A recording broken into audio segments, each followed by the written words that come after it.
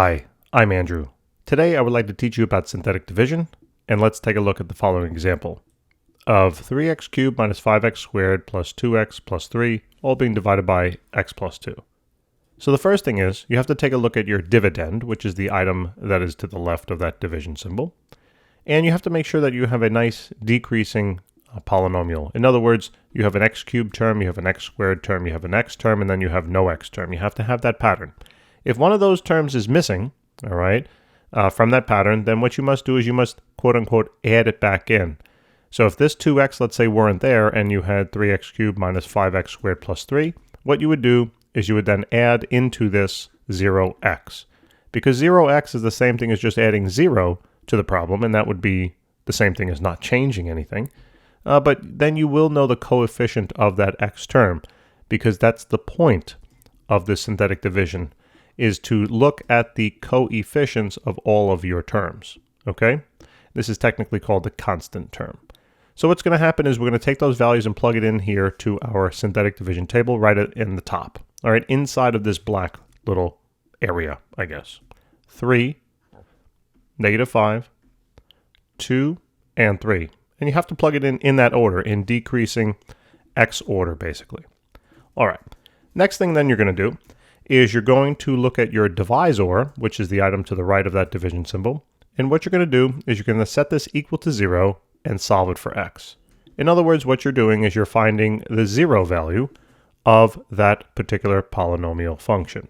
So just set it equal to 0, solve that for x. And what that's going to do is it's going to tell you now what value to plug into here in your table. Okay? So that's going to be -2. Now that we have our table set up, all we have to do is just follow a simple set of rules, okay? So first step is bring this term all the way down to the bottom. That's why we have a red box there. You don't do anything. There's nothing that's placed in there. All you're going to do is bring this first coefficient straight on down. Then what you're going to do is follow a simple set of rules. You're going to take this number at the bottom and multiply it by this number at the front. So 3 times a -2 is going to be a -6. And what you're going to do is you're going to plug that into the next adjacent cell. And then you're going to add this column together. When you add -5 and -6 together, you're going to get a total of -11. Then you repeat the process. Take this now number, -11, multiply it by this term, -2, and that comes out to be a positive now 22. You're going to then add these two values in this column together for a total then of 24, and guess what you're going to do again? You're going to take the 24, multiply it by the -2, and then when you get that result, you plug it into this cell, right? So that should be now a -48. And then add these numbers together, so -48 plus a +3 should be now a -45. And the synthetic division problem is basically over, okay? Now there's one other key step that you don't want to forget about, all right? It's not important in this problem, but I'm going to mention it anyway. Whatever your coefficient is in front of your x term in the divisor, whatever that coefficient is, in this problem it is a 1. Whatever it is, you're going to then take each of these values at the bottom, except for the last value, and you're going to divide it by that coefficient of 1. Okay? Now in this problem, obviously dividing something by 1 doesn't do anything, doesn't change anything. So you don't really have to do it, but you should be thinking about it, because if this were a 2 now, the only way the problem would change, you would still set this up, you'd set it equal to 0, this would be a 2, you'd solve it, blah, blah, blah, you get a different number here, and then what you're going to do is you're going to divide these values by 2 at the end, okay? Not the last term. Okay. After you do that, right after you make sure you check all that stuff, then just keep in mind what these now numbers represent. This is your remainder, okay? This is your constant term. This is then your x coefficient. This is then your x squared coefficient, and ... This would go all the way out depending upon how many, values you had. And right from here now, we now know the coefficients of each of these terms and the remainder. So in other words, when you write out now your quotient, okay, you're going to write it like this. 3x squared minus 11x plus 24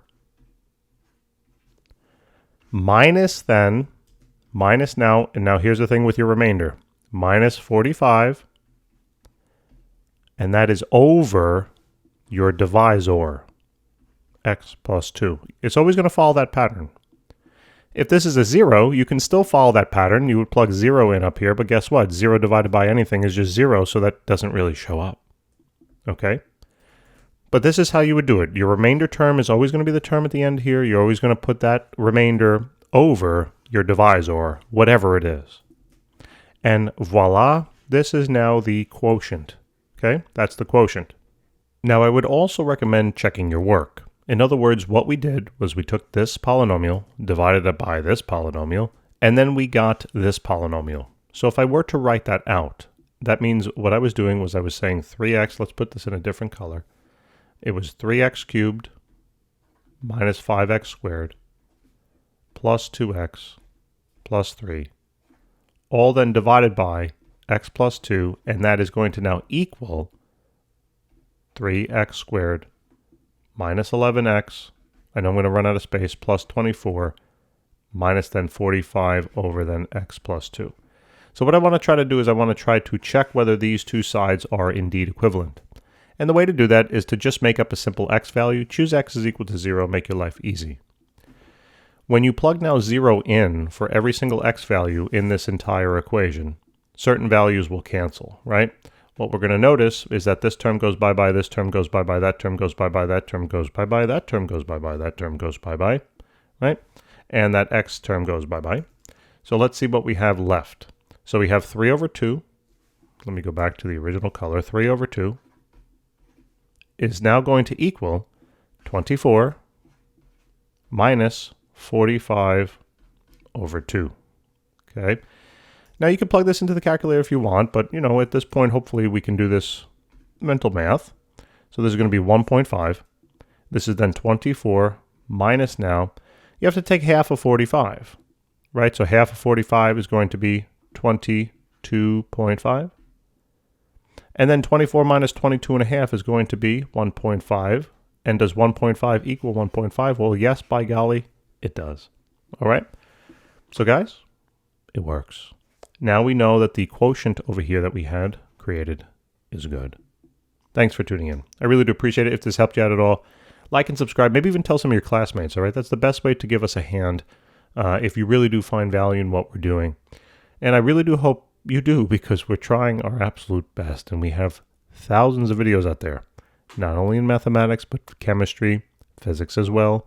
We solve specific problems. We like to teach the concepts through specific problems because guess what you're going to see on your exams? Specific problems. All right? The more you practice, the better it's going to get. The better you're going to get, the more you're going to enjoy it. The more you enjoy it, the more you're going to want to practice. And it's a nice virtuous cycle. All right? So keep working hard. We know you can do it. And we'd love to guide you along the way. Take care.